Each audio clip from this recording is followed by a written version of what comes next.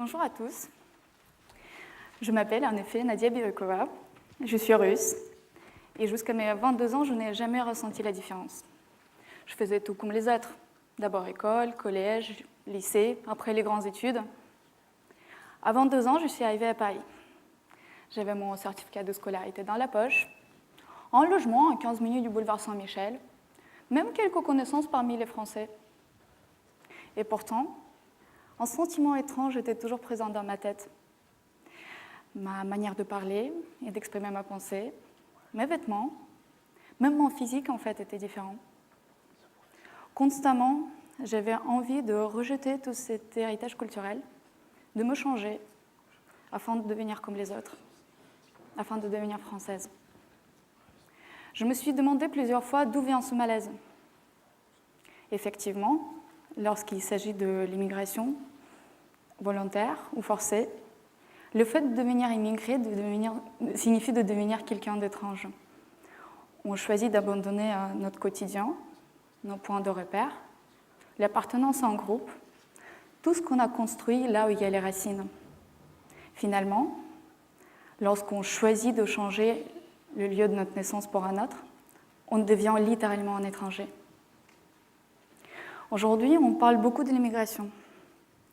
Selon les statistiques des Nations Unies, en 2013, l'immigration représentait 7,7 millions de personnes, soit à peu près 11% de la population française. Et pourtant, où sont-ils? La femme polonaise qui travaille dans le pressing en bas de chez moi, un homme sénégalais qui sert le café à l'école normale supérieure, encore une ingénieure vénézuélienne qui gagne sa vie en tant que femme de ménage. Ils sont toujours autour de nous, et pourtant, la société les rend invisibles. Lorsqu'on parle de l'intégration, il est souvent question de la volonté personnelle de la part de l'individu. Ici, au contraire, c'était la société qui avait du mal à digérer et absorber les éléments étrangers, si nous-mêmes avions peur de la différence.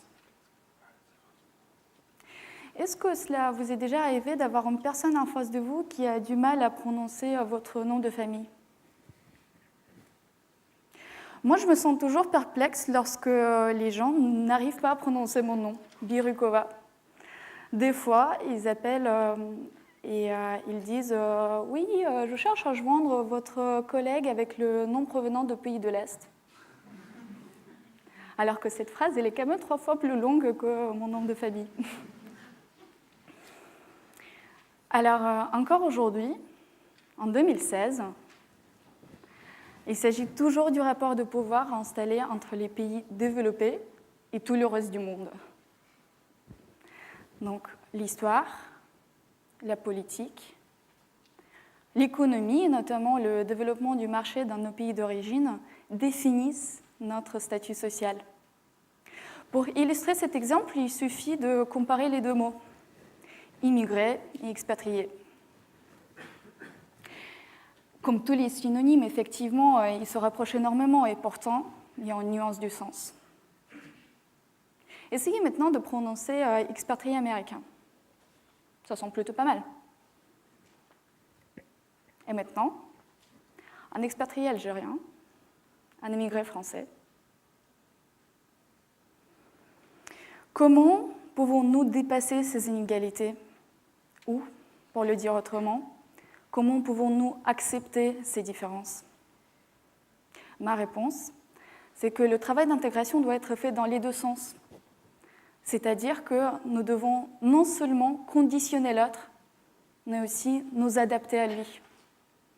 Donc, premièrement, il s'agit d'installer la mixité ethnique dans les écoles.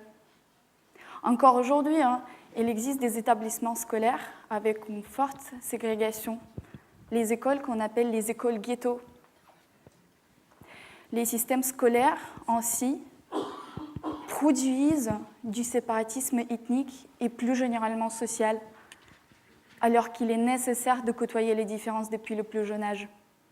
Ainsi, les établissements scolaires permettraient d'intégrer ces différences et en faire des expériences communes.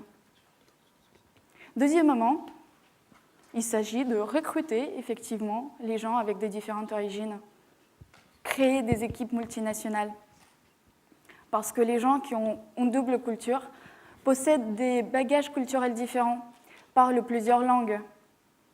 C'est eux, finalement, qui nous permettent de s'ouvrir à de nouveaux marchés, de s'ouvrir plus généralement et de s'adapter au changement. Donc, la diversité culturelle se révèle ainsi comme un véritable moteur de l'innovation et de la créativité.